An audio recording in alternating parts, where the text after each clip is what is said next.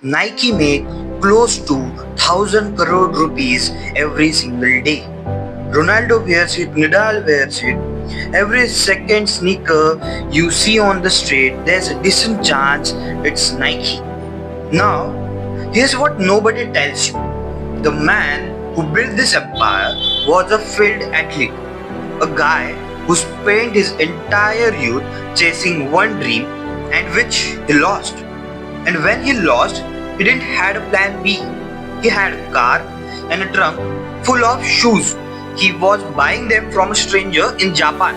This is how a guy who couldn't win a race built the biggest sports brand on the earth. Portland, 1938. A boy named Phil Knight is born into an ordinary American family. From childhood, Phil runs not casually, obsessively. Through school, through the college, he trains like running is the only thing that matters.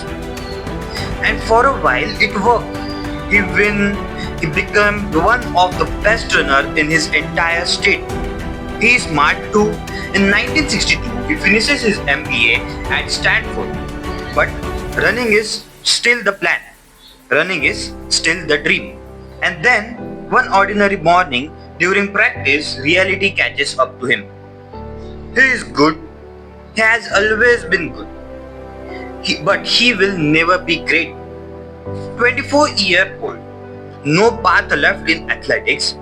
That morning, Phil had to accept something most people never have to say out loud. His one dream, the thing he built his entire identity around, is over. Here's the thing tough. Losing the dream didn't kill his love for it. He was still obsessed with one object from the world, his running shoes. So, Phil makes a decision that sounds almost naive. If I can't run for a living, I will sell the shoes instead. And he remembered something from the business school, a research paper he wrote during his MBA. In it, he studied how Japanese camera companies had quietly destroyed the American camera market. Better quality, lower price, and nobody saw it coming. In his thesis, the exact same thing could happen to shoes. Japanese shoes could do to Adidas, Puma, what Japanese camera did to American cameras. Phil takes his entire saving and books a flight to Japan. His target was a company called Onitsuka, makers of the shoe brand called Tiger. He gets a meeting, and walking in, Phil is not the confident founder you are picturing. He is shy, introverted, nervous as hell, sitting across from executives of an actual company representing nothing. And then the executive asks one question to Phil isn't ready for. What is the name of your company? Phil doesn't have a company. He has a research paper and a plane ticket.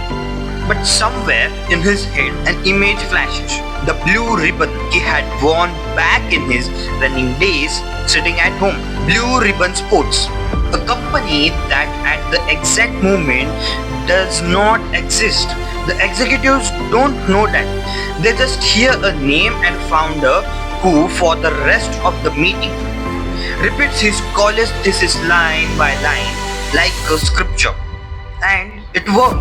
By the end of the meeting, Onitsuka wants Blue Ribbon Sports to sell Tiger shoes in America. Phil Knight has just closed his first ever business deal.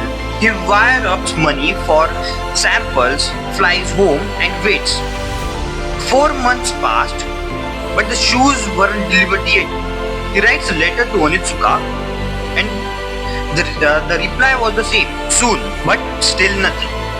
To survive, Phil takes a day job as an accountant. Almost a year after that meeting in Japan, a customs notice finally arrived. 12 pairs. Not a shipment, 12 pairs. Phil takes those 12 pairs to one person whose opinion matters most to him.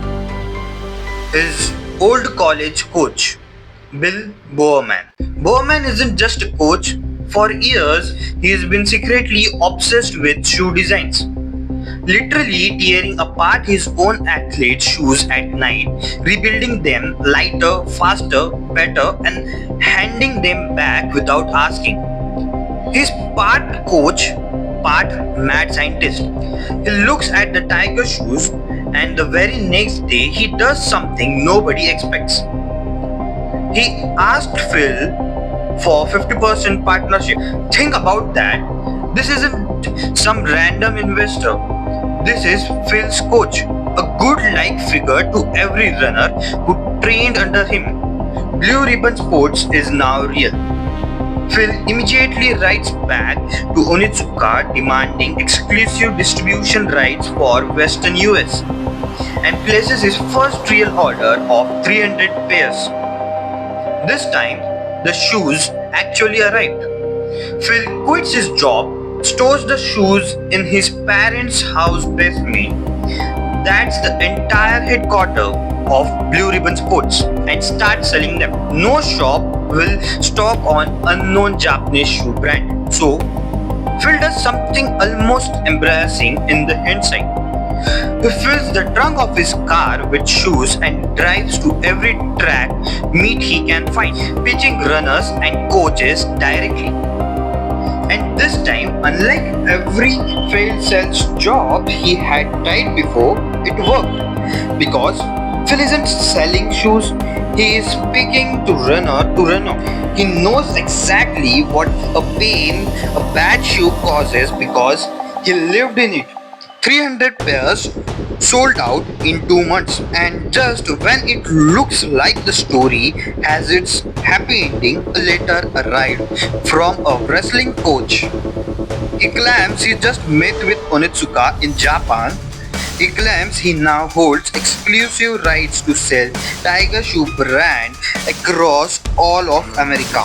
2 months into the business, and Phil is about to be erased from his own company. Phil doesn't wait for a reply this time.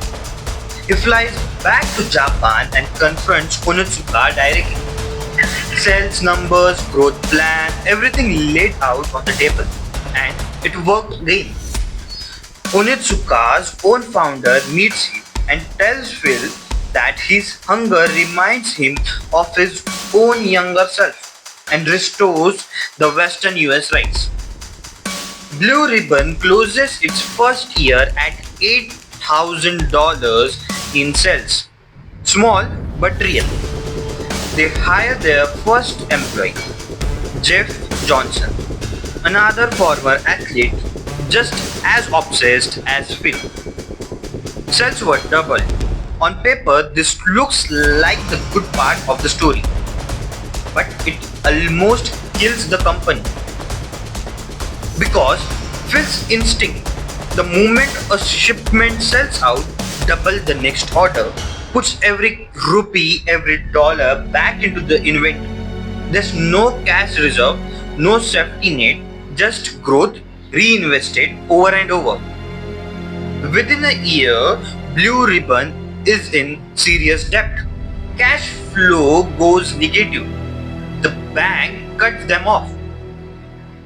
Phil, the man who quit accounting to chase his dream, has to take an accounting job again. This time at PwC, just to keep feeding money into the business he already built once. Meanwhile, Bowerman hasn't stopped tearing apart shoes. He notices something that Japanese designs missed. American runners are heavier, longer limbed, but differently built. So, he takes the best feature across the Tiger line and engineers something new. He calls it CODS. The moment it hits the market, it explodes. By the strength of Phil's grinding sales instincts and Bowerman's obsessive engineering, Tiger shoes sold under Blue Ribbon became one of the biggest shoes line in America within 5 years. Sales hit $1.3 million. Phil finally quits his job for good, this time to run Blue Ribbon full-time. And then Onitsuka, the same company that once trusted Phil's hunger, looks at these numbers and gets greedy. They give Phil an ultimatum: to sell 51% of Blue Ribbon to Onitsuka or lose the distributionship entirely. Think about what is actually is. Phil calls his team together and says the line that changes everything. The time to sell someone else's brand is over. It's time to build our own. He breaks the partnership with Onitsuka completely. No more Tiger, no more Blue Ribbon selling someone else's product. They hire a graphic design student to create a new logo. Something that feels like motion, like victory, something that fits the curve of a shoe. After a few drafts, the team picks a single curved swoosh.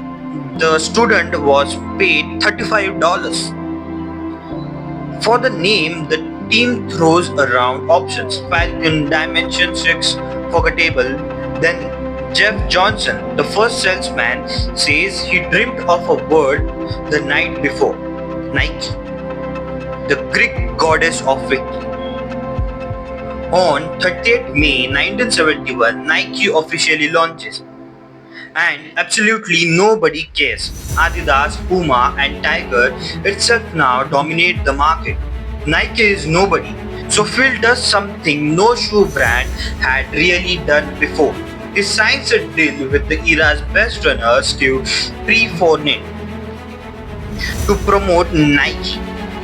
$5,000 a year. Athlete endorsement as a core marketing strategy. Years before it became the industry standard. Second move, build a sales team entirely out of athletes. People who understand the customer's pain because they lived it, same as Phil once did, pitching shoes out of his car trunk. By 1980, Nike has over 2,700 employees, $270 million in sales, and has overtaken Adidas and largest athletic brand in America. Nike's entire identity was built on one obsession: performance. Bowerman's obsession, Phil's obsession, make it faster, make it stronger. And suddenly, customers don't just want performance, they want style. Reebok gives them exactly that. And Nike, for the first time, starts losing, sales drop, layoffs happen. By 1986, Reebok has overtaken Nike as America's biggest sportswear company. Nike needs something bigger than a shoe. They need a symbol. They find him an emerging basketball player. Phil is convinced will become a legend, Michael Jordan. They sign him. They build a shoe named after him, Air Jordan. Bold, colorful, nothing like the boring basketball shoes before it. Jordan wears them on court in his prime at the exact moment his legend is being written in real time. Air Jordan does $100 million in sales in its first year alone. Nike doesn't just recover, it overtakes Reebok for good. Through the 90s, Nike goes global, expands beyond shoes into every corner of sportswear. Today, Nike is valued at roughly 12 lakh crore rupees, the largest sportswear company on the planet. Phil Knight wrote it itself in Shoe Dog. Let everyone call your idea crazy. Just keep doing. Don't even think about stopping until you get there.